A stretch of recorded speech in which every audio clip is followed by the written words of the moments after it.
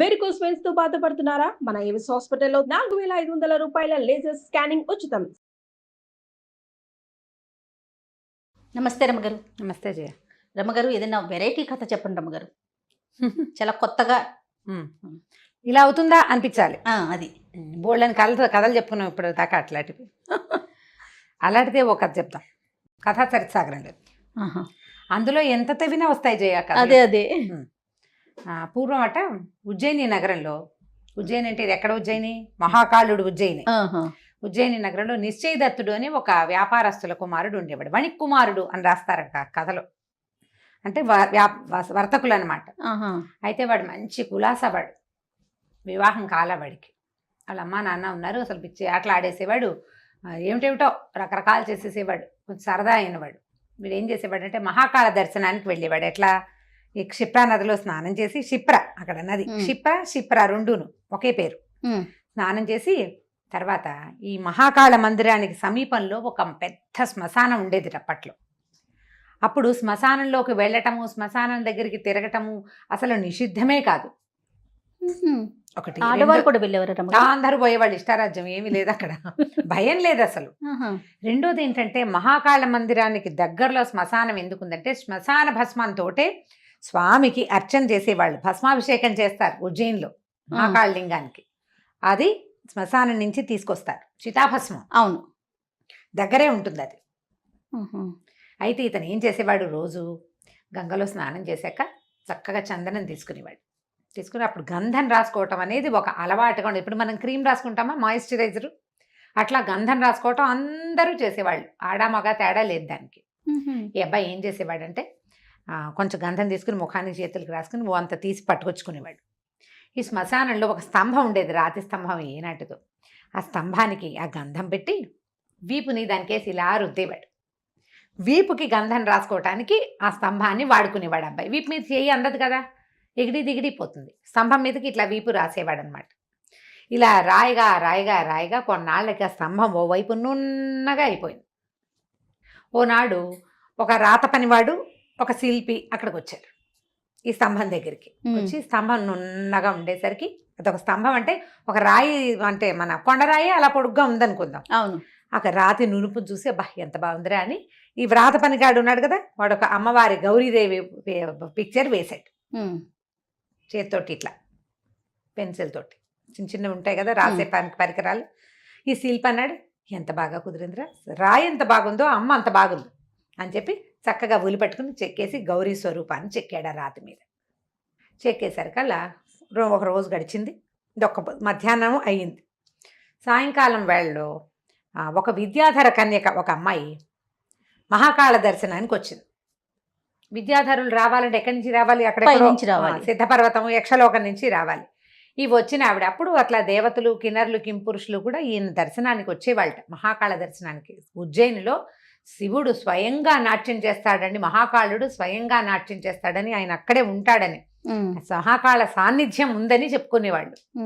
ఇప్పుడు ఉన్నాడో లేదో, ఆయన ఏం చేస్తున్నాడో. అప్పట్లో సాయంకాలం డమరుకం వాయిస్తారు అక్కడ, అదే మన డక్క డమ డమ డమ మోగిస్తారు. ఆ సౌండ్కి అనుగుణంగా మహాకాళుడు నృత్యం చేసేవాట అప్పట్లో. కాళిదాసు రాసిన మేఘ సందేశంలో కూడా ఈ మహాకాళుడు నాట్యం చేసే వేళలో ఎలా ఉంది, ఎలా వినిపిస్తుంది, ఉరుములు ఉరివినట్టుగా ఆ డక్క సౌండ్ వినపడుతుందని, మహాకాళ నృత్యం జరుగుతోందని చెప్తుంది. మేఘం నేను చూస్తున్నాను అని చెప్తుంది అనమాట. అది మేఘాన్ని నువ్వు చూస్తూ వెళ్ళు అని యక్షుడు చెప్తాడు మేఘానికి. అందులో మేఘ సందేశం శ్లోకాలు భలే బాగుంటాయి. అయితే ఇలా జరుగుతున్నప్పుడు ఈ విద్యాధర కన్యకు వచ్చి, సరే ఏం చేసింది, స్వామివారి దర్శనం అయిపోయాక విశ్రాంతి తీసుకోవడం కోసం బయటకు వస్తూ ఈ స్తంభంలో ఉన్న గౌరీ ముఖాన్ని, అమ్మవారి ముఖాన్ని చూసి గౌరీ సాన్నిధ్యం ఉన్నదని భావించి ఆ స్తంభంలో విశ్రాంతి తీసుకుంటోంది. స్తంభంలో చేరిపోయింది. ఓ రోజు విశ్రాంతి తీసుకుని మర్నాడు వెళ్దాం అనుకుంది. మర్నాడు పొద్దునే మనవాడు గంధం పుచ్చుకొచ్చాడు అక్కడికి. ఇవాళ పొద్దు నుంచి మర్నాడు పొద్దుటి కదా వస్తాడు. వచ్చేసరికల్లా గంధం పుచ్చుకున్నాడు. ఈ స్తంభం దగ్గరికి వచ్చేసరికల్లా అమ్మవారి ముఖం కనపడింది. ఎలా వచ్చింది అమ్మ అని ఆశ్చర్యపోయాడు. గౌరీ ముఖాన్ని చూసేసరికి మరి అమ్మవారి ముఖానికి గంధం రాయలేడు కదా. ఏం చేశాడు, వెనక్కి వైపుకి వెళ్ళి ఆ స్తంభానికి పెద్దది ఉంటుంది, ఆ వెనక వైపున గంధం పట్టించి వీపు దానికి వేసి రాయబోతున్నాడు. ఈ స్తంభంలో ఉన్నటువంటి ఆ విద్యాధర కన్యక, ఎంత బాగున్నాడు అబ్బాయి, భలే ఉన్నాడు అనుకుంది. అతను చూస్తోంది, ఉమ్. గౌరి ముఖం నుంచి అమ్మాయి చూస్తోంది. వీడు వెనక్కి వచ్చి స్తంభానికే ఈ గంధం రాసి తన వీపు దానికి ఆనించేశారు. కల్లా సంతోషం పట్టలేకపోయింది. పట్టలేక ఏం చేసింది, ఆ గంధాన్ని చేత్తో తీసుకుని ఈ స్తంభం లోపల నుంచి అమ్మాయి చేయి బయటకు వచ్చింది. అతను వీపు మీద గంధం రాసేసరికల్లా తనకు తగులుతున్నది స్తంభం కాదు చెయ్యి అని తెలుసుకున్నాడు ఈ నిశ్చయదత్తుడు. తెలుసుకుని తటాల వెనక్కి తిరిగి చేయించుకున్నాడు. చెయ్యి మానవ స్పర్శ వాడు పట్టుకునేసరికి ఆ అమ్మాయి ముట్టుకున్నప్పుడు ఏమవ్వాల, వాడు పట్టుకునేసరికల్లా అమ్మాయి స్తంభం నుంచి బయటకు వచ్చేసింది. ఆయన ఆశ్చర్యపడి, ఎవరు నువ్వు, ఇక్కడ ఎందుకున్నావు, ఏమిటి నా వీపు మీద చెయ్యి ఎందుకు పెట్టావు నువ్వు అని అడిగాడు. అడిగేసరికల్లా అమ్మాయి ఏమంది, ఈ అమ్మవారి ముఖం చూసి గౌరీ సాన్నిధ్యం ఉందని భావించి ఇందులో ఉన్నాను. నిన్ను చూసేసరికల్లా నాకు సంతోషం వచ్చేసింది, నచ్చావు నువ్వు నాకు. విద్యాధర కన్యకలు ఇలాగే ఎవరు నచ్చితే వాడితో చేస్తూ ఉంటారు. అందుకని నేను ఇది రాయిపోయాను అంటే ఇతను అన్నాడు, ఎంతో బాగుంది, నాకు ఎంతో సంతోషం కలిగింది, నువ్వు నాతో ఉండిపోమన్నాడు. అనేసరికల్లా ఈ అమ్మాయి ఏమంది, నేను ఇక్కడ ఎలా ఉంటాను, నేను విద్యాధర కన్యకను కదా, ఇక్కడి నుంచి హిమోత్పర్వత ప్రాంతాల్లో ఉంది మా ఇల్లు. నా తండ్రి అదేదో పేరు తమాషా పేరు మర్చిపోయాను నేను, ఒక రాజ్యము విద్యాధరుల రాజ్యము, విద్యాధర రాజు, ఆయన కూతురు ఈ అమ్మాయి పేరు అనురాగపర. నా పేరు. నీ గనక నేను కావాలంటే మా ఇంటికి వచ్చి నన్ను స్వాధీనం చేసుకో, మా ఇంటికి రా, నీకు ఆ శక్తియుక్తులున్నాయి, ప్రయత్నిస్తే నా దగ్గరికి నువ్వు రాగలవు, నేను ఇక్కడ ఉండలేను, నువ్వు అక్కడికి వస్తే నేను నీతో ఉంటాను అని చెప్పి మహాకాళుడికో దండం పెట్టి వీడికి టాటా చెప్పి వెళ్ళిపోయింది. వీడికి నిద్ర పట్టడం మానేసింది, అన్నం సహించడం మానేసింది. ఆ అందమైన అమ్మాయి దాని చెయ్యి తన వీపు మీద ఉన్నట్టే అనిపిస్తుంది. ఎలాగైనా అమ్మాయిని అవైల్ చేయాలి, ఏం చేయాలి. లవ్ ఎట్ ఫస్ట్ సైట్ కథలు ఇప్పుడు మనం వింటామా, నాకు మామూలుగా ఒళ్ళు మండిపోతుంది. ఇదివరకు రోజుల్లోనే ఉన్నాయి అంటారా? ఎప్పటి నుంచో ఉన్నాయి మరి ఇవి. చూడడం, పెళ్లి చేసేసుకోవడం, చూడడం, దూకేయటం, అంతే. పెళ్లి చేసుకుని వదిలేయటం కూడా అంతే. అదే దాంతో ఇతను ఏమనుకున్నాడు, ఎలాగైనా వెళ్ళిపోవాలి అక్కడికి. ఎట్లా అంటే ముందు హిమోత్పర్వత ప్రాంతాలకు వెళ్ళాలి. సరే వాళ్ళ అమ్మకి నాన్నకి డాటా చెప్పేసాడు. ఇక మొదలెట్టాడు నడక. వెళ్తుంటే ఇతనికి ఒక 3-4 కలిశారు. వాళ్ళు కూడా ఉత్తరం వైపు వెళ్తున్నారు. ఉత్తరం వైపుకి వెళ్తేనే కదా కాశీ, ఇక్కడి నుంచి ఉజ్జయిని నుంచి వీళ్ళు ఉత్తరానికి నడిస్తేనే హిమోత్పర్వత ప్రాంతాలు. అక్కడే వీళ్ళు ఉంటారు, ఈ సిద్ధులు, చారణులు, యక్షులు, విద్యాధరులు, వీళ్ళంతా ఉండేది అక్కడ. సరే వెళ్తుంటే ఏమైంది, మధ్యలో ఒక దోపిడీ కాండ్ర ముఠా ఒకటి వీళ్ళని పట్టేసింది. పట్టేసి ఎవరికో అమ్మేశారు వాళ్ళు. వాళ్ళ దగ్గర ఇప్పుడు వీళ్ళు బాటసారులుగా వెళ్ళే వాళ్ళ దగ్గర కత్తి కఠార్లు ఏముంటాయి, ఏదో చేపాటి కర్రలు సాయం పట్టుకుని వెళ్తారు. వీళ్ళకేమి శక్తియుక్తులు అవి ఉన్నవాళ్ళు కాదు. ఈ దోపిడీ కాళ్ళు వాళ్ళు వస్తే, దోపిడీ కాండ్ర ముఠాలు వస్తాయా, వాళ్ళు ఏం చేస్తారు, వీళ్ళ దగ్గర డబ్బులు ఉంటే సరే, లేకపోతే వీళ్ళనే 2 పీకేసి కొట్టి వీళ్ళని బానిసలుగా తీసుకెళ్ళిపోతారు. తిరగబడలేరు వాళ్ళు కొట్టి చంపేస్తారు. వాళ్ళు ఏం చేశారు, తీసుకెళ్ళి ఈ బానిసల్ని కొనే ఒక ముఠాకి అమ్మేశారు. అక్కడి నుంచి వాడేం చేశాడు, తనకి చాలా స్నేహితుడైన ఒక మ్లేచ్ఛ సరదారికి కానుకగా పంపించాడు వీళ్ళు నలుగురిని. అక్కడ ఒక 4, ఇతనితో పాటు ఇంకో 3 ఉన్నారనమాట. అక్కడికి వెళ్ళేసరికల్లా ఏమైంది, ఏ సర్దారు కోసం అయితే ఈ వీళ్ళని పంపారో ఆయన చచ్చిపోయాడు.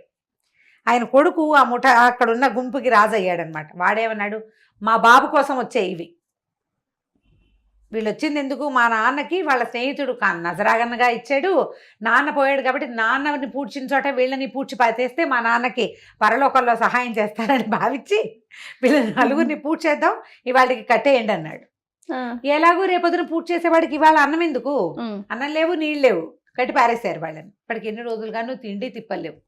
అందరూ ఏడ్చుకోవటం మొదలుపెట్టారు. ఇదేమిట్రా నాయన, ఎక్కడికో వెళ్దామంటే ఇది ఇలా వచ్చింది మన ప్రాణాలకి అని ఏడుస్తుంటే అప్పుడు వీడేమన్నాడు, మనం మహాకాళిని ప్రార్థిద్దాము, అమ్మవారు ఏదైనా సహాయం చేస్తుందేమోనని. అప్పటికి అభోజనంగా ఉన్నారుగా, ఉపవాసంతో నిన్ను ప్రార్థిస్తున్నాం అమ్మ, మమ్మల్ని మ్లేచ్ఛుల నుంచి రక్షించమని మహాకాళిని ప్రార్థించగా తెల్లవారుజాము వరకు అలా ప్రార్థిస్తుంటే వాళ్ళ అదృష్టం బాగుండి ఆ వాళ్ళ నిండు పున్నమి, దాంతో తెల్లవారుజామున దేవి సాన్నిధ్యం లభించేసింది వాళ్ళకి. అమ్మవారు ఆశరీరమని వినపడింది, మీ కట్లు విడిపడినాయి, వెళ్ళిపోండి అని. చూస్తే కట్లు గిట్లు ఏం లేవు, పరిగెత్తుకుంటూ పారిపోయి బయటకు వచ్చేసారు. వచ్చేసాక కొంత దూరం పోయాక వాళ్ళు అన్నారు, ఒరే నాయన, మేము ఇంకా ఉత్తర భూములకు రాము, ఆ ఉత్తరానికి నడిచిన కొందికి ఇలాంటి కష్టాలే వస్తాయి, ఎవడో ఒకడు ఎత్తుపోతుంటాడు, వాళ్ళ భాష కూడా మనకు అర్థం కాదు, కాబట్టి మేము రాము, మేము దక్షిణానికి వెళ్ళిపోతాం, దక్షిణాపథం వైపు వెళ్తాం నీ ఇష్టం అన్నారు. ఇతను మాత్రం ఆ అనురాగపర లేకుండా వెనక్కి వెళ్ళే ఉద్దేశం లేదు. వెనక్కి వెళ్ళడు అసలు. వాడు అనురాగపర ఎక్కడుంటే అక్కడే ఉండిపోతాడు అంతే. అదే కావాలి వాడికి. ఇలా పెచ్చుంటుంది ఒక ఏజ్లో, అది ఏమో అనుకుంటామో ఇక అదే కావాలనిపిస్తుంది.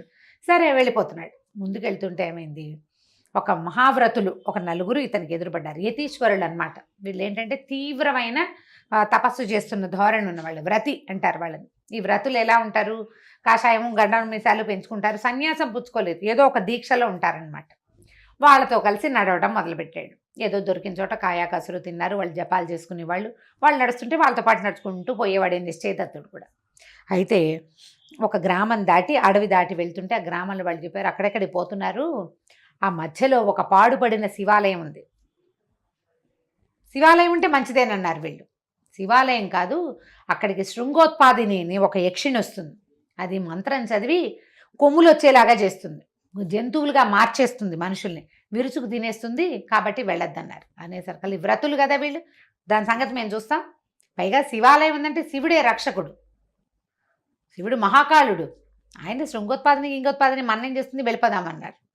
వీడేమనుకున్నాడు, వాళ్ళు నలుగురు ఉన్నారు కదా, పైగా జమాజెట్టీలు వాళ్ళు, వీడు కొంచెం సామాన్యంగా అందంగా ఉన్నవాడు, వాడు పెద్ద పెద్ద పర్సనాలిటీలు, కలిసిపోయాడు వాళ్ళతో పాటు. ఆ అడవిలోకి వెళ్ళేసరికి అక్కడ ఒక పెద్ద శివాలయం, కానీ పాడుగా ఉంది. వీళ్ళు పోయి ఆ సాయంకాలం దొరికిన పళ్ళు గిళ్ళు ఏవో ఉన్నాయి, అవి తినేసి శివాలయంలో పడుకుందామని లోపలికి వెళ్ళారు. వెళ్ళేసరికల్లా కొంచెం అర్ధరాత్రి అయ్యేసరికి ఒక యక్షిణి వచ్చింది. పెద్ద ఆకారము, బ్రహ్మాండమైన పర్సనాలిటీ, అందంగా ఉంది, కానీ అది బాగా 10 అడుగులు ఎత్తుంది, ఇంత లావు అంత ఎత్తునుంది. దాని చేతిలో ఒక కిన్నెర ఇట్లా ఇట్లా వాయించే ఒక సాధనం ఉంది, కంకాళ కిన్నెరి అంటారు దాన్ని. ఆ కంకాళ కిన్నెరిని వాయిస్తూ వచ్చింది ఇక్కడికి. వచ్చేసరికల్లా వీళ్ళు ఏమనుకున్నారు, ఏమవుతుంది మన ఏం చేస్తుందో చూద్దాం అనుకున్నారు. అది వచ్చి చక్కగా ఒక పుల్లలు 4 ఏరి ఒక చోట పెట్టి పొయ్యి వెలిగించి నెగ్గడ్లాగా తయారు చేసింది. అక్కడ కూర్చుని ఆ వ్రతుల కేసు చూస్తూ ఈ కిన్నెరి వాయిస్తూ ఏదో మంత్రం చదవటం మొదలుపెట్టింది. అందులో మొట్టమొదటి వాడిని నీ పేరేమిటి అని అడిగింది. వాడు తన పేరు చెప్పంగానే ఆ పేరుతోటి ఆ మంత్రం చదివి వాయించడం మొదలుపెట్టింది. నాట్యం చేస్తుంది ఇట్లా ఇట్లా ఊగుతూ, అది పట్టుకుని ఇక చక్కగా కూర్చున్నాడు వ్రతి బాస్పెట్లు వేసుకుని. 1 నిమిషంలో లేచి నిలబడి ఇలా చేతులు కాళ్ళ మీద 2 కాళ్ళు 2 చేతుల మీద ఇలా వంగి నుంచినాడు జంతువులాగా. ఒక 2 నిమిషాలు 3 నిమిషాల తర్వాత అతనికి మొహం నుంచి కొమ్ములు రావడం మొదలుపెట్టాయి. ఇంకొక 5-10 నిమిషాలకి ఒంటి మీద బొచ్చు వెనకాల తోక కూడా వచ్చినాయి, గొర్రె అయిపోయాడు వాడు. శృంగ ఉత్పాదిని అంటే కొమ్ములు మొలిపిస్తుంది అది. శృంగములు అంటే కొమ్ములు, ఉత్పాదిని అంటే మొలిపించేది. ఇలా కొమ్ములు వచ్చేసిన గొర్రె దానంతటదే ఏగిరి ఒక్క దూకు దూకి ఆ నెగట్లో పడిపోయింది. పడిపోగానే ఇది కిన్నెరిని పక్కన పెట్టుకుని సంకలో పెట్టుకుని ఆ గొర్రెని శుభ్రంగా ఒలుచుకుని తినేసింది. పొయ్యి మీద నిప్పులో పడిపోయింది కదా. మిగిలిన వాళ్ళు నిర్ఘాంతపై చూస్తారు, అది మళ్ళీ టింగ్ టింగ్ అని వాయిస్తుంది, సంగీతం పాడుతుంది, నాట్యం చేస్తుంది. నీ పేరేమిటి, ఇంకా పేరు చెప్పకుండా తప్పించుకోలేరనమాట వాళ్ళు. వాడి పేరుతోటి, ఆ రెండో వాడి పేరుతోటి మళ్ళీ చదివింది మంత్రం. వాడు అంతే, మళ్ళా వాడు కూడా ఇలాగే నుంచున్నవాడు అడ్డంగా అయిపోయాడు, జంతువు అయిపోయాడు. వాడు వచ్చి గేట్లో పడిపోయాడు, కొమ్ములు వచ్చేసినాయి, తినేసింది. 3వ వాడిని 4వ వాడిని కూడా తినేసింది. 5వ వాడు చివర ఉన్న మన హీరోకి నిశ్చయదత్తుడికి వచ్చింది అవకాశం. కాకపోతే ఈ 4వది తినేసరికి దానికి కొంచెం ఆయాసం వచ్చింది. ఏం చేసింది, ఈ కంకాల కిన్నెరుంది వాయించే సాధనం అది పక్కన పెట్టింది. పెట్టేసరికి అలా వీడేం చేశాడు, వాళ్ళేమో ముందు ఉన్న 4 మంచి పర్సనాలిటీలు, వీడు కొంచెం పల్చగా చిన్నగా ఉన్నాడు. వీడు గబుక్కుని ఏం చేశాడు, ఆ కిన్నెరిని ఎత్తి చెత్తుపుచ్చుకున్నాడు. పుచ్చుకుని అమ్మాయి ఎలా వాయించిందో చూస్తున్నాడు కదా ఇందాక నుంచి. మంత్రం చదివింది 4 times వినేశాడు. వీడు తెలివిగలవాడని చెప్పుకున్నాను కదా. వాడు ఆ మంత్రం చదువుతూ శృంగోత్పాదనికి మంత్రం చదవటం మొదలుపెట్టాడు. హడిలిపోయింది ఇంకా అది. కాళ్ళు పెట్టేసుకుని బాబా వదిలేరా నాయన, నాకు కొమ్ములు వచ్చేస్తున్నాయి, మానే అంటే నువ్వు వీళ్ళందరినీ తినేసావు, వదిలేస్తాను, నన్ను తినేవా నువ్వు అన్నాడు. నీకు ఏది కావాలంటే అది చేస్తాను రా నాయన, నీకు కావాలంటే అనురాగపర దగ్గరికి నేను తీసుకెళ్తా. దానికి తెలిసిపోయింది వీడు ఎందుకు వచ్చాడు. అనురాగపర దగ్గరికి నేనే తీసుకెళ్తా, దయచేసి నన్ను వదిలిపెట్టేది. నువ్వు మంత్రం చదివా, కొమ్ములు వచ్చాక ఇక నేను మనిషిని కాలేను, ఇక నేను యక్షరూపం ఉండదు, నాకు బుద్ధి కూడా ఉండదు, అందుకని వదిలేయమని అన్నాక సరే వదిలిపెట్టేశాడు. ఏం చేసింది ఆ యక్షిణి, వీడిని భుజాల మీదకి ఎక్కించుకుని ఓ పెద్ద మహాపర్వతం మీదకి తీసుకుపోయింది. నువ్వు ఇక్కడ ఉండు, తెల్లారిపోయింది, ఇక నా శక్తి ఉండదు, తెల్లవారిపోయింది. ఇదంతా అర్ధరాత్రి మొదలై తెల్లారుజాము దాకా సాగింది. వీడిని ఎక్కించుకుని అక్కడే తీసుకెళ్ళడానికి ఇంకా కొంత సమయం పట్టింది. నువ్వు ఇక్కడే ఉండు, ఈ పూట పళ్ళు కాయలు చుట్టుపక్కల ఉన్నాయి చూడు, సెలయేళ్ళు ఉన్నాయి, నీళ్ళు దాగు, ఈ పూటకు ఉండు, చీకటి పడంగానే నేను వస్తాను మళ్ళీ నీ దగ్గరికి. నేను ఎక్కడికి వెళ్ళను. నేను మోసం చేస్తానని అనుకోవద్దు. ఎందుకంటే మేము మాట ఇస్తే మాటే, దాని మీదే ఉంటాం. నువ్వు ఈ పూటకు ఉండు, ఈ పగటి పూట నాకు శక్తి ఉండదు, రాత్రి వచ్చి నేను నిన్ను తీసుకెళ్తానంది. ఆవిడ వెళ్ళిపోయేసరికల్లా సరే ఇతను అక్కడ చుట్టుపక్కల చూశాడు. బోళ్ళని పళ్ళు, కాయలు, పువ్వులు ఎంత బాగుందో. హిమాలయ పర్వత ప్రాంతాల దగ్గరలో చాలా బాగుంటాయి. యాపిల్స్ అవి ఉండుంటాయి బహుశా. వీడు శుభ్రంగా పళ్ళు తిన్నాడు, మంచినీళ్ళు తాగాడు. మంచినీళ్ళు తాగి ఏదో ఒక కొండరా అంటే దాన్ని ఆనుకొని అట్లా కూర్చున్నాడు. కూర్చుంటే దూరంగా నేలలో 2 పద్మరాగ మణులు కనపడ్డాయి వాడికి. పద్మరాగం అంటే ఎర్రగా ఉంటాయి. ఎర్రటి 2 మణులు ఇట్లా మట్టిలోంచి మొలిచినట్టుగా ఉన్నాయి. అవి మణులేమోనని వాటి దగ్గరికి వెళ్ళాడు. అవి తీయటానికి ఒక పుల్ల పెట్టి ఇట్లా ఇట్లా ఇట్లా అన్నాడు. కదిపేసరికల్లా అవి మణులు కాదు, ఒక కోతి తాలూకు కళ్ళు, కోతి ముఖం కనపడింది వాడికి. అది బతికే ఉంది, నేలలో ఉంది. దాని కళ్ళు మాత్రం పైకి ఇట్లా చూస్తున్నాయి అనమాట. నిర్గాంతపడి ఇదేమిటి కోతి మొహం కనిపిస్తోందని. ఆ కోతి మనుష్య వాక్కుతోటి మాట్లాడింది. ఓ అన్న, నన్ను రక్షించు, నేను నీలాంటి వాడినే, నన్ను తీయమని అనేసరికి తెలిపోయాడు. ఇదేమిటి కోతి మాట్లాడుతోంది, పైగా ఇది ఎప్పటి నుంచి బురదలో కూరుకున్నది, ఒక బురదలో ఇట్లా పాతేసినట్టుంది. దాని కళ్ళు 2 ఇలా కనపడుతున్నాయి ఎర్రగా. సరే ఏం చేశాడు, అలాగా బయటికి తీసాడు. చుట్టూతా తవ్వి దాని ఒంటికి దెబ్బలు తగలకుండా అట్లా కొట్లా తవ్వాడు, బయటికి తీసాడు. తీసేసరికల్లా ఆ కోతంది, నన్ను రక్షించావు నాయన నువ్వు నన్ను, సరే పద, ముందు ఎన్ని రోజులైందో ఆహారం లేకుండా ఎప్పటి నుంచో బతుకున్నాను, సరే పద నీకు మంచినీళ్ళు అవి చూపిస్తానని ఒక ఆ అడవిలో, అదే కొండ మీద ఉన్నారు కదా, ఎక్కడున్నారు వీళ్ళు, శృంగోత్పాదిని తీసుకొచ్చింది వీడిని అనురాగపర దగ్గరికి వెళ్ళడానికి. శృంగ అంటే ఆ కొండ మొదట్లో వదిలిపెట్టింది. ఆ అడవిలోకి తీసుకెళ్ళి చక్కగా బోల్డ్ అని నీళ్లు, చక్కగా పళ్ళ చెట్లు ఉన్న నీడగా ఉన్న ఒక చోటికి తీసుకెళ్ళింది. ఆ కోతి 4 పళ్ళు తిని మంచినీళ్ళు తాగింది. ఈయన నిశ్చయదత్తుడు కూడా పళ్ళు తిన్నాడు. మంచినీళ్ళు తాగాక అడిగాడు, ఏమిటో నువ్వు కోతివి, మనిషి భాష ఎలా మాట్లాడుతున్నావు, నువ్వెవరు, ఇక్కడికి ఎలా వచ్చావు, ఎక్కడి నుంచి ఇక్కడికి వచ్చావు అని అడిగేసరికల్లా హరిశర్మన్, అన్న నా కర్మ ఏమని చెప్తావు, నా పేరు హరిశర్మ, నేను ఉజ్జయిని నగరమే మాది, ధారానగరం ఆ పక్కన ఎక్కడో ఉండేవాడిని. మా అమ్మ నాన్నలకి నేను ఒక్కడే కొడుకుని. అయితే నేను చాలా అందగాడిని చిన్నప్పుడు, అంటే మొదట వీడు మనిషిగా ఉన్నప్పుడు. ఒకనాడు నేను కొంచెం కాస్త వేషాలు మారిని, కాస్త ఆడపిల్లల సరదా ఎక్కువే నాకు. ఒక బజార్లో వెళ్తుంటే ఆ బజార్లో ఒక పెద్ద గొప్ప వ్యాపారస్తుడి కూతురు, దాని పేరు బంధుదత్త. దానికి పెళ్ళైపోయింది. వరాహదత్తుడు అనే వాడితో వివాహం అయిపోయింది. కానీ పుట్టింటికి వచ్చింది 4 రోజులు ఉండడానికి. ఈ కింద వెళ్తున్నటువంటి నన్ను చూసి నాకు సైగ చేసింది నన్ను రమ్మని, నీ మీద మనసు పడ్డాను రమ్మంది. సరే నేనేం చేశాను, ఈవిడికి ఒక స్నేహితురాలు ఉంది, సుఖాశయ దాని పేరు. ఆ సుఖాశయ ఏం చేసింది, చెలికత్తె నాకు ఆ అమ్మాయికి మొత్తానికి స్నేహం కలిపింది. నేను బంధుదత్త నేను బాగా గడిపేవాళ్ళం, అటు ఇటు తిరిగేసేవాళ్ళం, తోటలు దొడ్లు అన్నీ మావే. ఎంత హాయిగానో గడిపాను ఆ అమ్మాయితోటి. ఇక నాకు పని పాట ఏం లేదు, దాని వెనకాల పడి తిరగటమే. కొన్నాళ్ళకి వరాహదత్తుడు ఆవిడ మొగుడున్నాడు కదా, ఆయన వచ్చేసాడు ఈ అమ్మాయిని తీసుకెళ్ళటానికి వచ్చేసరికల్లా ఈ బంధుదత్త ఏడ్చి సోకాలు పెట్టింది నన్ను వదిలిపెట్టి వెళ్ళటానికి. ఆ సుఖాశయతో చెప్పింది, నాకు ఎలాగైనా సరే ఈ హరిశర్మని వదిలిపెట్టి వెళ్ళటం ఇష్టం లేదు, భర్త దగ్గరికి వెళ్ళాలి, వాడికి బోల్డ్ ఆస్తుంది, కానీ నాకు వీడు కూడా కావాలి, ఏం చేయమంటావంటే అప్పుడు సుఖాశయ యోగిని. అది ఏం చెప్పిందంటే, నా దగ్గర 2 మంత్రాలు ఉన్నాయి, నేను ఆ మంత్రించి ఆ ఒక తాడుని, ఎర్రతాడు ఏదో 2 తాడుని కనుక దాని ఒకటి మెళ్ళో కడితే వాడు కోతి కానీ ఏదైనా జంతువు అయిపోతాడు, ఏదో ఒక జంతువు అయిపోతాడు. ఓ పని చేస్తా, నా దగ్గర ఉన్న మంత్రంతో ఈ హరిశర్మని కోతిగా చేస్తా, నువ్వేమో కోతితో ఏముంది, కోతిని పెంచుకుంటారు కదా, వీడిని నీతో తీసుకెళ్ళిపో, వాడి బుద్ధి ఏమీ నశించదు, వాడికి జ్ఞానం ఉంటుంది, భాష ఉంటుంది, కోతిగా ఉంటాడు. మీ ఆయనతో ఉన్నప్పుడు కోతిగా ఉంచుకో, మీ ఆయన ఊరే బయటికి పనిలోకి వెళ్ళిపోగానే వీడి మెళ్ళ నుంచి మంత్రం చదివి తాడిప్ప తీసేసావా, వాడు మనిషి అయిపోతాడు, హాయిగా నువ్వు ఎంజాయ్ చేద్దువు కానీ అని చెప్పి ఆ యోగిని అయినటువంటి సుఖాశయ నా మెళ్ళలో ఒక తాడు కట్టింది, ఇదిగో ఇదే ఆ తాడని చూపించాడు. మెళ్ళలో ఒక తాడు ఉంది, తాడు కట్టేసింది. సరే బంధుదత్త ఏం చేసింది, భర్త వచ్చేసరికి ఆయనకి కాళ్ళకి నీళ్ళు ఇచ్చి ఆయనకి ఆవలించుకుని సంభావించి వెళ్ళిపోదాం పద, నేను ఈసారి ఒక కోతి పిల్లని పెంచుకున్నాను, కోతి పిల్లని తీసుకెళ్దామని నన్ను చూపించింది. ఆయన కొంచెం సరదా పడ్డాడు, నిన్న ఎంత కోతి ఎంగగా ఉంది, దానికి ఎగరటం దూకటం అనేది అత్తే ఇత్తే అంటే తెస్తుంది, మాట్లాడటల్లా, వాడికి మాటలొచ్చు కానీ మాట్లాడటల్లా, మాట్లాడకుండా కోతిగానే ఉంటున్నాడు. కోతి తెలివిగా అన్ని పనులు చేస్తూ పళ్ళు పట్టుకురా, కాఫీ పట్టుకురా, టీ పట్టుకురా చేస్తుంటే సరదా కాదు, ఆయన సరదా పడ్డాడు.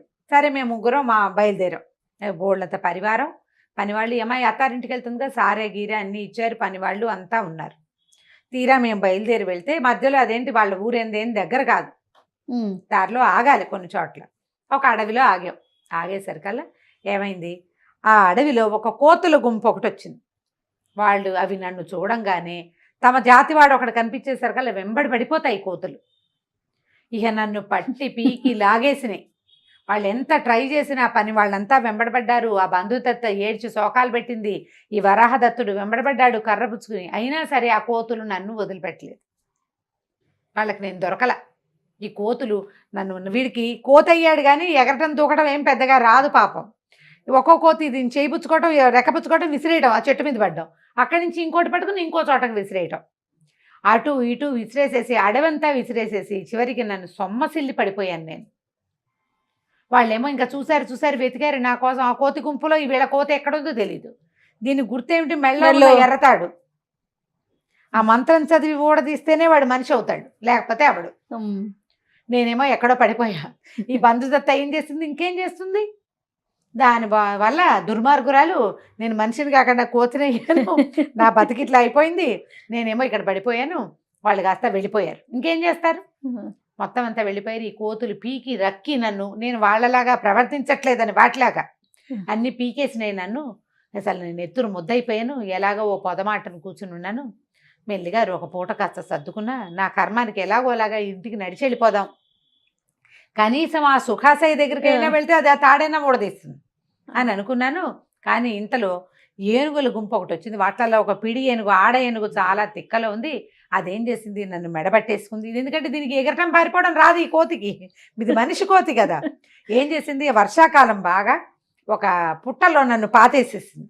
ఓహోహో, పుట్టలో పాతిపెట్టి తొక్కేసింది నన్ను, లోపలికి తొండబెట్టి నొక్కేసింది అనమాట. నేను అందులో ఇరుక్కుపోయాను. ఏదో మనిషిని కాబట్టి ఆలోచించి శివనామ స్మరణ చేసుకుంటూ, ఉజ్జయిని మహాకాళుడు మరి ఆయన గుర్తు చేసుకుంటూ శివనామ స్మరణ చేస్తూ ఎవడో ఒకడు వచ్చి నన్ను రక్షించపోతాడని బతికున్నాను నాయన. అందుకే నేను ఇంత బక్క చిక్కిపోయి ఓపిక లేదు. పుట్ట ఏమైంది, క్రమంగా వానకి కరిగిపోయింది. ఇది లోపల ఇరుక్కుంది కదా, పై పుట్టంతా పోయింది. ఈ ఇరుక్కుపోయిన కోతి ఇరుక్కుపోయినట్టు అడుగునే ఉండిపోయింది. దాని కళ్ళు ఒకటే కనపడుతున్నాయి అనమాట అని చెప్పింది. చెప్పి నువ్వెవరు ఏమిటి అని అడిగింది. నువ్వెవరంటే ఈ నిశ్చయదత్తుడు చెప్పాడు, ఫలానా ఒక యక్షిని నా వీపుకి గంధం రాసింది, నేను దానికోసం బయలుదేరాను, మధ్యలో శృంగోత్పాదిని కనపడింది, అదే నన్ను తెచ్చి ఇక్కడ పెట్టింది అనేసరికల్ ఈ హరిశర్మ అన్నాడు, ఆడవాళ్లతో చాలా కష్టాలు భయ్యా, నీకు తెలీదు, చాలా కష్టాలు పడ్డాడు కదా. చూడు, దానికి మొగుడు కావాలి, నేను కావాలి, పైగా కట్టుకున్న భర్తకి అన్యాయం చేసేది నన్ను ఎలా ఉద్ధరిస్తుందనే జ్ఞానం లేదు నాకు. నువ్వు కూడా నాలాగనే స్త్రీ వల్లనే ఇంత కష్టపడుతున్నావు, ఇంత దూరం వచ్చావు, నీ ఇల్లా వాకిలా ఇక్కడ ఏముంది. అక్కడికి వెళ్ళాక నువ్వు మనిషివి, ఆవిడేమో యక్షిని విద్యాధర కన్యక. అక్కడ ఎవడైనా ఓ విద్యాధరుడు కలిసి వచ్చి ఆవిడని కనుక లైన్లో పెట్టాడంటే అది అటు వెళ్ళిపోతుంది, నువ్వు మిగిలిపోతావు. ఇలాగే జరుగుతుంది. వాళ్ళు స్వజాతులు, ఒకే జాతి వాళ్ళు, వాళ్ళకి వాళ్ళు కావాలి. నువ్వు మనిషివి కదా, వాళ్ళలో మగవాడు ఎవరికైనా దాని మీద ఆశ పుట్టి నిన్ను చంపేసినా చంపేస్తారు ఒకటి, లేదా అదే ఎవరి దగ్గరికైనా వెళ్ళి నిన్ను వదిలేస్తుంది. ఎందుకు వచ్చింది, ఆ యక్షిని ఎవరితో వస్తుంది కదా ఇప్పుడు శృంగోత్పాదిని, ఇంటికి వెళ్ళిపో, హాయిగా ఉజ్జయిని వెళ్ళిపో, మహాకాళ సేవ చేసుకుంటూ బతకచ్చు, ఇక్కడ ఎందుకు ఆడాళ్ళని నమ్మకూడదు. నేను నా స్నేహితుడు ఒకడు, ఒరే స్త్రీలను నమ్మద్దురా, ఇలాగా ఆల్రెడీ భర్తలు ఉన్న వాళ్ళని అసలు నమ్మకూడదని చెప్పాడు, నేనే వినలేదు, చూడు వాళ్ళు ఇక్కడ తగలబడ్డాను ఇలాగా అని వాడు విసుకుంటున్నాడు అనమాట. అనేసరికి నిశ్చయదత్తుడు అన్నాడు, అబ్బే అనురాగభరత్ చాలా ప్రీతి, నేను ఆమె వెంటపడలా, ఆమె నా వెంటపడింది, స్తంభాల నుంచి చేపెట్టి వీపు మీద నువ్వు గంధం రాసింది, ఆవిడకి నేను నచ్చాను, నాకు అలా నా విషయంలో అలా జరగదు, కానీ నువ్వు ఎవరితో కథ చెప్తున్నావే, వాడెవడు, నీ ఫ్రెండ్ ఎవడో చెప్పమన్నాడు. ఈ ఫ్రెండ్, ఈ హరిశర్మకి ఒక భవశర్మ అని ఒక ఫ్రెండ్ ఉన్నాడు. ఓహో, ఆ భవశర్మ ఒక యోగిని తోటి ఫ్రెండ్షిప్ ఉంది వాడికి, దానికి ఆల్రెడీ వివాహితే, అది భర్త ఉన్నాడు దానికి. వీడు ఎంతసేపు అమ్మాయి దగ్గర, భర్త లేని సమయాల్లో అమ్మాయి దగ్గరికి వెళ్తూ ఉండేవాడు. ఎప్పుడు భర్తని మోసం చేస్తుంది ఆ అమ్మాయి, నీతో స్నేహం చేస్తుంది, అది కట్టుకున్న భర్తకి దానికి నిత్యం అన్నం నీళ్లు బట్టపాత ఇచ్చేవాడిని అది మోసం చేస్తే నిన్నెట్లా ఉద్ధరిస్తుంది? వీడిని ఉద్ధరించదు. రేపొద్దున ఇంకోటి దొరికితే వీడిని మోసం చేస్తుంది. అసలు ఇది కూడా ఆడవాళ్ళు మగవాళ్ళ విషయంలో కూడా అంతే. కట్టుకున్న పెళ్ళానికి అన్యాయం చేస్తూ నీతో ఒకడు స్నేహంగా ఉన్నాడు అంటే వాడు దానికి మోసం చేసినట్టు నిన్ను మోసం చేస్తాడు. మోసం చేయటం అనేది వాళ్ళ ప్రవృత్తి అంతే. వాళ్ళకి ఎక్కడ ఎవరి దగ్గర న్యాయాలు ఉండవు, ఎవరి దగ్గర ఉండవు. వాళ్ళని నమ్మకూడదు అసలు. 3 మన పెళ్ళిళ్ళు ఫెయిల్ అయిపోతుంటాయి ఇలాంటి వ్యవహారాలతో. అయితే ఏమైందట, వీడికి యోగినితో ఫ్రెండ్షిప్ ఉంది కదా, ఆ యోగిని వీడు ఎందుకో ఒకరోజు కొట్లాడుకున్నారు. బాయ్ ఫ్రెండ్ గర్ల్ ఫ్రెండ్స్ కొట్టుకుంటూ ఉంటారు కదా. ఈ కొట్లాటల్లో ఏమైందంటే ఆవిడ ఏం చేసింది, నా మెళ్ళ ఓ తాడు కట్టి నన్ను దుక్కిటెద్దుని చేసేసింది. మంత్రం చదివి దుక్కిటెద్దుని చేసేసింది. ఈ దుక్కిటెద్దుని తీసుకెళ్ళి ఈ పొలాలు దాన్ని దూనుకుంటారు కదా వాళ్ళకి అమ్మేసింది. నన్ను బాయ్ ఫ్రెండ్ని ఫ్రెండ్ని అది అమ్మాయి ఆ పని చేసేసింది. ఆ యోగిని దుక్కిటెద్దుగా వాడితో పడి ఉన్నాను. నేను మనిషినే, నాకు అన్నీ తెలుసు, నేను మాట్లాడగలను కూడా, కానీ నేనేం చేయలేకపోయావు. ఎద్దుగా ఉన్నా ఆ మెళ్ళలోంచి తాడెవరన్నా ఓడదీస్తే తప్పిస్తే కుదరదు. అయితే నా అదృష్టం బాగుండి ఒక మంత్రవాది, ఒక స్త్రీ, ఒక యోగిని ఆ వైపు వెళ్తూ దుక్కిటెద్దుగా ఉన్న నన్ను నేను మనిషిని తెలుసుకుని ఆ మంత్రం చదివి నా మెళ్ళలో తాడు ఓడదీసేసింది. నేను మనిషి అయిపోయా. మళ్ళీ నేను మామూలుగా రోడ్డు మీద తిరుగుతుంటే మళ్ళీ నా పాత ఫ్రెండ్ ఉంది కదా నన్ను ఎద్దుని చేసింది. అది నన్ను చూసి ఎవరు నన్ను ఇలా తాడోడ తీశారో కనుక్కుని దాంతో పోట్లాడింది. నువ్వు ఎందుకు తీసావు, వీడి వెధవా, వీడు సరైన వాడు కాదు, వీడిని ఇలాగే చేయాలి, నువ్వు వాడి మా తాడోడ తీసావు కాబట్టి నీ అంతు చూస్తాను, రేపు పొద్దున వస్తాను నీ దగ్గర, కానీ తిట్టింది. తిరిగితే ఆ అమ్మాయి ఏం చెప్పిందంటే, ఒరే అబ్బాయి, ఎవరి తాడోడ తీసిన ఆవిడ ఉందిగా, ఆవిడ ఏం చెప్పింది భవశర్మకి, ఇది రేపొద్దున గోడిగా, అంటే అది ఒక రకమైన జంతువు, మరి గోడిగా అని రాస్తారు, ఎద్దేనేమో అది, మరి అది నల్లగోడిగా వస్తుంది, నేను ఎర్రగోడిగా మారతాను, మేమిద్దరం ఫైట్ చేసేటప్పుడు ఆ నల్లగోడిగని చంపేయి అని చెప్పింది. చెప్పేసరికి సరే మర్నాడు పొద్దున నిజంగానే నా పాత గర్ల్ ఫ్రెండు, నన్ను రక్షించిన యోగిని, ఇద్దరు చెరో గోడిగల నల్లగోడిగా ఎర్రగోడిగా మారి తెక్కొట్టుకున్నారు. అది నన్ను బెదిరించేస్తుంది, కొట్టను కూడా కొట్టనివ్వదు, నానా హింసపడి ఎట్లాగో దాన్ని చావగొట్టుకు చంపి దాని నుంచి నేను తప్పించుకున్నారా నాయన. ఆడవాళ్ళతో పెట్టుకోకూడదు అసలు, ఇలాంటి సంబంధాలు అస్సలు మంచివి కాదు. వాళ్ళ సమయం వచ్చినప్పుడు నీతో ఉండరు, ఇన్నాళ్ళు నీతో సంతోషంగా ఉన్నామన్నమాట మర్చిపోతారు, వీడే నన్ను ఎక్స్ప్లాయిట్ చేశాడంటారు. కాబట్టి వద్దని చెప్పాడు మా భావశర్మ. నేను ఈ బంధుదత్త ప్రేమలో పడి వాడు ఎంత చెప్పినా వినలేదు నాయన, అనురాగపర కూడా నిన్ను ఇలాగే చేస్తుంది, వెళ్ళిపో ఇంటికి అంటే నిశ్చయదత్తుడు ఒప్పుకోలే. మీ కథలంటే మీ వేరే కథ. ఇప్పుడు నీ భవదత్తుడి గర్ల్ ఫ్రెండ్కి భర్త ఉన్నాడు, నీ బంధుదత్తకి వరాహదత్తుడు ఉన్నాడు, నా అనురాగపరకు ఎవరు లేరు. అది చాలా బుద్ధిమంతురాలు, నా కోసమే అక్కడికి వచ్చింది ఉజ్జయినికి, నాకు రమ్మని చెప్పింది. కాబట్టి నేను దాన్ని నమ్మను, రేపొద్దున శృంగోత్పాదిని వస్తుంది, నువ్వు ఇక్కడే ఉండు, ఎవరైనా నీ మెళ్ళలో నుంచి ఈ తాడు తీసేందుకు దొరుకుతారేమో నేను చూస్తా, నువ్వు కోతిగా బతుకు, ఇక్కడే ఈ చెట్ల మీదే ఉండు, నేను వచ్చి ఇక్కడ కలుస్తూ ఉంటా, ఎవరిదైనా ఒక అవకాశం దొరికితే నీకు నీ మెళ్ళలో తాడు విపదించి నిన్ను మనిషిని చేస్తా. విద్యాధర కన్య ఉంది కదా మన స్నేహం, అక్కడికి వెళ్ళి కనుక్కుంటాను, కాబట్టి నువ్వు కంగారు పడకని చెప్పాడు. మర్నాడు పొద్దున్నే శృంగోత్పాదన వచ్చింది.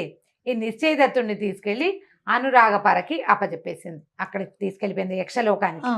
తీసుకెళ్తే ఇతను చూడంగానే ఆవిడ ఆనందంతో తన కోసం ఇంత దూరం వచ్చిన వాడిని చూస్తే ఎవరికైనా సంతోషమే కదా. రిస్క్ చేశాడు ఇతను చాలా, ఎక్కడ ఉజ్జయిని, ఎక్కడ ఇది విద్యారణ్యం, ఈ విద్యాధరపురం, ఇంత దూరం వచ్చాడు కదా. అతనితో హాయిగా ఉండటం మొదలుపెట్టింది. వాళ్ళెవ్వరికీ తెలియకుండా ఇతనికి రహస్యంగా ఒక భవనం నిర్మించి అక్కడ ఉంచింది. ఎంతసేపు రోజు అతని దగ్గరికి వస్తూ పోతూ ఉండేది. ఇలా వస్తూ పోతూ ఉండగానే ఏం చేశాడు ఇతను, నాకు ఒక స్నేహితుడు కలిశాడని, హరిశర్మని కోతని ఇక్కడ ఉన్నాడని చెప్పి ఏం చేశాడు, అనురాగపరతో కలిసి ఆవిడ ఏం చేస్తుందంటే ఒక వాహనం మీద కూర్చుని వెళ్తుంది ఎక్కడికైనా వెళ్ళాలంటే. ఇతన్ని మాయం చేసేస్తుంది, ఎవరికి కనపడకుండా ఒళ్ళో కూర్చోబెట్టుకుంటుంది, కానీ మనిషి ఉన్నట్టుగా కనపడదు. తన యక్ష విద్యతోటి అతన్ని మాయం చేసి అక్కడికి వెళ్తుంది, తీసుకెళ్ళింది. తీసుకెళ్తే హరిశర్మ ఆవిడ్ని అనురాగపరని చూశాడు. వీళ్ళిద్దరూ కాసేపు కబుర్లు చెప్పుకునేవాళ్ళు. తర్వాత ఏం చెప్పిందంటే, నేనేదో బిజీగా ఉంటా కదా అన్న, మాకు ఇక్కడ డ్యాన్సులు పాటలు బోల్డని వ్యవహారాలు ఉంటాయి, నువ్వు ఒక్కడవే ఉంటావు, నీకు ఎప్పుడు కావాలంటే అప్పుడు ఈ మంత్రం చదువుకో, నువ్వు హరిశర్మ దగ్గరికి వెళ్ళు, నువ్వు అతని దగ్గర ఉండు, కావాల్సినప్పుడు నీకు కాలక్షేపం ఉండాలి కదా, నీబోటి మానవుడు ఇంకోటి మాట్లాడాలి, మనకు మన జాతి వాళ్ళు కావాలి కదా. మరి ఈ విద్యాధరుల్లో ఎవరితోటి వీడికి స్నేహం లేదు, ఈ అమ్మాయి తప్ప. ఆ అమ్మాయితో ఎంతసేపు ఉంటాడు, వాడికి తోచాలి కదా. ఆ అమ్మాయికి వేరే వ్యవహారాలు ఉంటాయి, అది అమ్మా నాన్న దగ్గరికి వెళ్ళాలి, అక్కడ చెల్లెలను చూసుకోవాలి, ఇల్లు వాకిలి, దాని వేరే వ్యవహారం ఉంది కాబట్టి ఓ మంత్రం నేర్పించింది. ఈ మంత్రంతో నువ్వు ఎప్పుడు కావాలంటే అప్పుడు హరిశర్మ దగ్గరికి వెళ్ళమంది. ఒకసారి అతను వెళ్ళి అక్కడ ఉన్నాడు పగటిపూట. ఆ సమయంలో ఈ అనురాగపర దగ్గరికి ఒక విద్యాధర యువకుడు వచ్చాడు. ఆ అమ్మాయి జాతికి చెందినవాడే, రాగరంజనుడు అలాంటి పేరున్నవాడు, రాగరంజనుడు అనేవాడు వచ్చి ఆ అమ్మాయిని మాట్లాడిచ్చాడు, పలకరించాడనమాట. పలకరిస్తే అతనికి తెలిసింది ఈ అమ్మాయి ఒక మానవుడితోటి జతకట్టి ఉందని, అతనితో కలిసి ఉంటోందని తెలిసిపోయింది అతనికి. వాళ్ళకి తెలుస్తాయి ఎట్లా. సరే ఏమన్నాడు, నువ్వేమిటి పరమేశ్వర వరప్రసాదాలు ఉన్నవాళ్ళం మనము, మానవులతో జత కట్టడం ఏమిటి, అదొక తాత్కాలికమైన క్రియ. నువ్వు భూలోకానికి వెళ్ళావు, అక్కడే 4 రోజులు ఉండొచ్చేస్తే సరిపోయేది, ఇక్కడికి తెచ్చావు అనవసరంగా. మనుషులు మోర్టల్స్ కదా, అంటే వాళ్ళు మర్చులు, మరణిస్తారు వాళ్ళు. ఎక్కువ కాలం ఈ యవ్వనము, ఈ ఉత్సాహం, ఈ రొమాంటిక్ ధోరణి ఉండదు వాళ్ళకి, వయసు పెరిగే కొందికి ఉండదు కదా. మనం అట్లా కాదు, నిత్య యవ్వనులం కదా మనము, నువ్వు వాడితోటి ఎందుకు జత కట్టావని ప్రశ్నించాడు ఆ అమ్మాయిని. ఆ అమ్మాయి ఏదో చెప్పింది, మహాకాళ దర్శనానికి వెళ్ళినప్పుడు కలిశాడని, నన్ను వెతుక్కుంటూ వచ్చాడని, నేనంటే ప్రేమగా ఉంటాడని ఏదో చెప్పింది. అలా అయితే నాకు కూడా నువ్వంటే బోల్డంత ప్రేమే, నేను ఎప్పటి నుంచో నీ కోసం చూస్తున్నాను, కానీ నువ్వు మనిషి వెనకాల పడ్డావన్నాడు. వాళ్ళిద్దరూ మెల్లిగా మాట్లాడుకుంటుంటే ఆ అమ్మాయి ఏమనిపించింది, అమ్మాయికి నిజమే కదా, వాడు మనిషి, వీడు మన జాతి వాడే, వాడిని అటు పంపించి ఈ అబ్బాయితో ఉండటం మొదలుపెట్టింది. అతను అన్నట్లుగానే జరిగింది. అలాగే జరుగుతుంది కూడా. అయితే ఏమైంది, ఈ పగలల్లా ఇతనితో ఉంటుంది, సాయంకాలానికి నిశ్చయదత్తుడు వచ్చేసరికల్లా అమ్మాయికి పొద్దునుంచి ఒక మగవాడితో గడిపి అతనితో తిరిగి ఉండేసరికి సాయంత్రం నాకు తలనొప్పి, నాకు విసుగ్గా ఉంది, నువ్వు నీ దారి నువ్వు ఉండు, నన్ను డిస్టర్బ్ చేయకు అంట మొదలుపెట్టింది. సరే ఏమైంది, మళ్ళీ ఇంకొకసారి నిశ్చయదత్తుడు వెళ్ళినప్పుడు డల్గా కనపడ్డాడు. హరిశర్మ అడిగాడు, ఏమిటి మిత్రమా డల్గా ఉన్నావు అంటే, అయ్యో అనురాగపరకి చాలా తలకాయ నొప్పి, అనారోగ్యం వచ్చేసింది, ఎందుకో తెలీదు, పాపం విద్యాధర కన్యక నాలాంటి మనిషితోటి జత కట్టడం వల్లే అమ్మాయికి జబ్బులు వచ్చినట్టున్నాయి, పాపం నాకు చాలా బాధగా ఉంది, నా వల్లే అనురాగపరకి అనారోగ్యం వచ్చింది, పైగా నన్ను కాపాడాలి, ఎప్పుడు నన్ను దాచాలి, వాళ్ళ అమ్మా నాన్న దగ్గర నుంచి, ఆమె జాతి వాళ్ళందరి దగ్గర నుంచి నన్ను దాచిపెట్టాలి, కష్టపడుతోంది నా వల్ల, అంచేత అమ్మాయి పాపం తలకాయ నొప్పి, అనారోగ్యం, చాలా ఏమంటారంటే అస్వస్థతగా గురవుతోందంటే ఇతను అన్నాడు, జ్ఞాని ఈ కోతి అది ఊహించేశాడు. వాడు ఊహించేసి అక్కడికి ఏదో జరుగుతోంది, అందుకే వీడిని దూరం పెడుతోంది. అమ్మాయి తలనొప్పని కాళ్ళనొప్పని చెప్తుంది. నువ్వు ఓ పని చెయ్యి, నేను నీకు ఒక మంత్రం చెప్తా, ఆ మంత్రంతో ఇప్పుడు నువ్వు ఇంటికి వెళ్ళిపో, నీకు ఎలాగో మంత్రం ఇంటికి వెళ్ళే మంత్రం తెలుసు, అనురాగపర దగ్గరికి వెళ్ళేది, అనురాగపరని కూడా ఇక్కడికి తెచ్చేసే మంత్రం ఒకటి చెప్తా నీకు, ఆ మంత్రం చదివి ఆ అమ్మాయిని తీసుకొచ్చేసి నీకు ఒక మహత్యం చూపిస్తానన్నాడు, విశేషమైన విషయం ఒకటి చెప్తాను నేను అన్నాడు. ఎలాగైనా అనురాగపరకి తలనొప్పి తగ్గుతుంది అనుకుని ఈ నిశ్చయదత్తుడు ఏం చేశాడు, తనకు మామూలుగా వచ్చిన ఇక్కడి నుంచి మాయమైపోయి అక్కడ ప్రత్యక్షం అయ్యే విద్యతోటి అక్కడికి వెళ్ళిపోయి నిద్రపోతోంది అనురాగపర. ఇతను వెళ్ళేసరికి ఆ నిద్ర ఎట్లా నిద్రపోతోంది, ఆ విద్యాధరుడు కూడా ఆమెతోటి ఆమె పక్కనే ఉన్నాడు. అయితే ఆ అమ్మాయి తిరస్కరిణి విద్య అని ఒక విద్య ఉంటుంది, ఏంటంటే ఆమె పక్కలో ఉన్నవాడు కనపడ్డా ఎవరికి, ఆమెను కావలించుకుని పడుకుని ఉన్నాడు, ఆ అమ్మాయి ఒక్కతే కనిపిస్తుంది, వాడు కనపడ్డు. ఇతనికి ఏం తెలుసు, ఆ పడకతో సహా ఈ అనురాగపరని మోసుకొచ్చేసాడు ఈ హరిశర్మ దగ్గరికి. తేగానే ఈ హరిశర్మ ఒక మంత్రం చదివి, అబ్బాయి నిశ్చయదత్తుడా ఈ మంత్రం చదివి ఓసారి అనురాగపరకేసి చూడమ్మా కాస్త అన్నాడు. ఆ మంత్రం చదివేసరికల్లా ఆమె పడుకునుండి, ఆమెను కావలించుకుని పడుకునున్న విద్యాధరుడు కనపడ్డాడు. వీడికి నిర్ఘాంతపోయాడు, ఏమిటి ఇంత మోసమా, నన్ను తెల్లబోయాడు, గట్టిగా అరిచాడు, కేకలు పెట్టేసరికల్లా ఆ రాగరంజనుడు ఉన్నాడు కదా, వాడు ఆ విద్యాధరుడు ఉలిక్కిపడి లేచాడు. లేచి చూసుకున్నాడు, వీడెవడో, వాడి కోపం వచ్చింది, వాడు తన మీద పడిపోతాడు ఇప్పుడని వాడు కాస్త బుడింగమని మాయమైపోయాడు. ఈ అనురాగపర బిక్కమొహం వేసుకుని నుంచుంది, లేచి నిలబడింది. నువ్వు నన్ను ఎందుకు మోసం చేసావు, ఇది చేయటం తప్పు కదా, నువ్వు అక్కడ ఉండగా నన్ను మీ ఇంటికి రా అని అడగకుండా ఉంటే సరిపోయేది.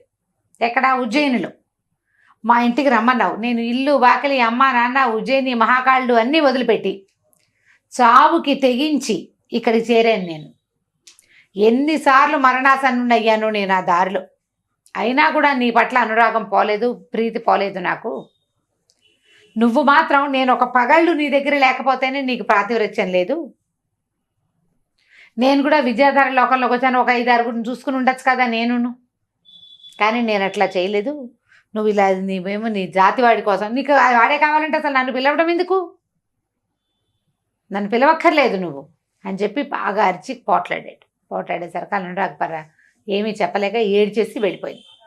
ఆమె తప్పు. మానవులతో కలిసి ఈ దేవకాంతలు వాళ్ళు ఉండలేరు ఎక్కువ కాలం. ఎందుకంటే మానవులకి మోర్టాలిటీ ఉంటుంది, మృత్యు ఉంటుంది. కొంత వయసు వచ్చాక వాళ్ళకి ఆడవాళ్ళ మీద ఆసక్తి అవి కూడా తగ్గిపోతాయి. ఈ దేవతలకు అట్లా ఉండదు, వాళ్ళు నిత్య యవ్వనులుగా ఉంటారు. వాళ్ళు మ్యాచింగ్ అసలు కుదరదు, అది జరిగే వ్యవహారం కాదు, తాత్కాలికమైంది. కానీ ఇలా మోసం చేసినట్టు అయ్యేసరికి నిశ్చయదత్తుడు అలా ఉండిపోయాడు పాపం. అక్కడి నుంచి ఇతను ఏం చేశాడు, ఏం చేస్తాం, ఇక్కడే ఈ హరిశర్మతోటి ఆ కొండ మీద ఉండిపోయాడు. ఇంకా అనురాగపర దగ్గరికి వెళ్ళాల. నువ్వు ఇచ్చిన విద్యలు నువ్వే పట్టుపో, నాకు అక్కర్లేదన్నాడు. ఆవిడ ఒక మంత్రం చెప్పింది కదా, ఆ మంత్రం తీసేసుకుంది అతని దగ్గర, తీసుకుని తన దారిని తను వెళ్ళిపోయింది.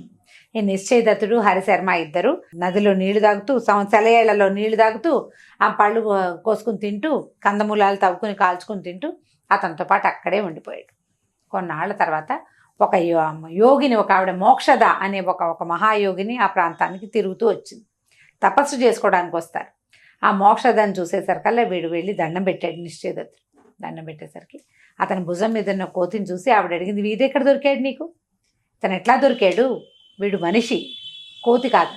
అమ్మ మాకు తెలుసు, ఇట్లా నా ఒక శాపవశాత్ అంటే ఆ తాడు కట్టడం వల్ల అలా ఉండిపోయాడు, దయచేసి ఏదైనా ఒక మంత్రం చదివి వీడి మెళ్ళలో ఉన్న తాడు ఓడదీస్తే వీడు మనిషి అయిపోతాడని అడిగేసరికి ఆ మోక్షద కాళ్ళు చేతులు కడుక్కుని మంత్రం చదివి హరిశర్మ మెళ్ళలో ఇచ్చి తాడు ఓడదీస్తుంది. ఊడదీసేసరికల్లా ఇంత పిల్ల కోతిగా ఉన్నవాడు ఇంత పొడుగు మనిషిగా హరిశర్మగా మారిపోయాడు. పోనీ ఆవిడ దారిని ఆవిడ వెళ్ళిపోయింది. వీళ్ళిద్దరికీ పంచాక్షరి మంత్రం ఉపదేశం చేసి వెళ్ళిపోతూ చెప్పిందనమాట, స్త్రీలు తమంతట తాము పతివ్రతలుగా ఉండాలి. మన మగవాళ్ళు వాళ్ళని ఏం చేసినా వాళ్ళని పతివ్రతలుగా ఉంచలేరు. నువ్వు నిలువెత్తు బంగారం పోసినా సరే పాతివ్రత్యం వాళ్ళకి సహజమైన గుణంగా ఉండాలి. మేము పవిత్రంగా ఉండాలని ఆడవాళ్ళు అనుకోవాలి. నువ్వు దాపెట్టి ఎక్కడో పెట్టి ఏం చేయలేవు. నువ్వు ఎవరికి కనపడకుండా ఉంచి ఎవరు నా భార్య వైపు చూడకూడదని భావించి వాటితోటి ఏం అవ్వదు. ఇట్లా ఎక్కడి నుంచో ఎక్కడికో వచ్చి నిన్ను రమ్మని పిలిచింది అంటే సరైనదిగా ఉంటుందని నువ్వు ఎట్లా భావించావు? ఆమెకు తన కులం పట్ల మర్యాద లేదు, తన జాతి పట్ల. ఒక మనిషిని పిలిచింది అంటే ఆమెకు విలువలు లేవని అర్థం. అలాంటి వాళ్ళ వెనకాల వచ్చినప్పుడు ఇలాంటి శాస్త్రే జరుగుతుంది న్యాచురల్లీ. ఇదే కదా జరగబోయేది. కాబట్టి నాయనా తపస్సు చేసుకోండి మీ ఇద్దరు అని చెప్తే అక్కడి నుంచి ఆ తర్వాత నిశ్చయదత్తుడు ఈ హరిశర్మ ఇద్దరు చాలా కాలం అక్కడే ఆ వింధ్య కనుమల్లోనే చాలా ఏళ్ల పాటు ఉండిపోయి తపస్సు చేసుకుంటూ చివరికి మోక్షాన్ని పొందారు. వీళ్ళిద్దరు చూడు, ఒకడేమో ఆ అమ్మాయి వెనకాలబడి విద్యాధర కన్యక వెనకాలబడి వచ్చేసిన వాడు ఒకడు, ఇంకొకడు ఆల్రెడీ వివాహం అయినటువంటి బంధుమిత్రతోటి మీద ప్రేమతోటి ఆమె వెనకాల వెళ్ళినందుకు, ఆమె కోసం వెళ్ళినందుకు అది కోతిని చేసి మనిషి అయితే పారిపోయేవాడు. కోతిని చేసినందుకు సంవత్సరాల తరబడి ఇక్కడ ఇట్లా దిక్కు దివాణం లేకుండా ఇంకో చోట బతకాల్సి వచ్చింది. కాబట్టి ఇట్లాంటి ఆలోచనలు చేయకూడదు. సజావుగా ముందుకెళ్ళాలి. ఒక స్త్రీని ప్రేమిస్తే అది తన భర్తని మోసం చేసి నిన్ను ప్రేమిస్తోంది అంటే నిన్ను మోసం చేయదని గ్యారంటీ ఏమిటి గ్యారంటీ లేదు. పోనీ ఒక మగవాడు భార్యను చెప్పకుండా నీతో ఇంకో అమ్మాయితోటి బాగా ఉంటాడు, నీతోటి కూడా చెప్పకుండా ఇంకో మూడో వాళ్ళతో బాగుంటాడా? వాడు తిరుగుబోతాను అంటారు దాన్ని. మనుషుల్ని ఎట్లా నమ్ముతాం మనం? మనది ఒక జాతి అయినప్పుడు ఇంకొక జాతిలోకి వెళ్ళకూడదు అసలు. ఈ మన జాతి వాడు స్వజాతి వాడు కనపడంగానే ఈ రెండో జాతి వాడిని వీడిని వదిలిపెట్టేస్తారు. ఇప్పుడంటే ఆ జాతుల గోల లేదనుకో, అప్పుడు ఇలాగ మనుషులు, గంధర్వులు, తర్వాత దైవాంశ సంభూతులు, విద్యాధరులు, యక్షులు ఇట్లా జత కట్టేవాళ్ళు, మళ్ళీ విడిపోతూ ఉండేవాళ్ళు. ఇలాగే జరుగుతూ ఉండేవి అప్పటి కాలంలో. ఆ కథలు అవి చెప్తారు. మరి ఇప్పుడైనా కూడా ఇప్పుడు ఏ ఫారిన్ కంట్రీస్ నుంచో వచ్చి పెళ్లి చేసుకుంటారు, ఎక్కువ రోజులు ఇమ్మట్లేకపోతారు, సమస్యలు వస్తాయి. అవును, ఎందుకంటే నేటివిటీ లేకపోవటం వల్ల. అలాంటి కథలు ఇవి చాలా కథలు ఇందులో కనపడతాయి కథా సరిసాకరణలో. అది ఈ కథ అయిపోయింది దీంతో. చాలా బాగుంది రమ్మగారు, మంచి నీతి కూడా ఉంది కథలో. అవును, రైట్ అండి. నమస్తే. నమస్తే జయ.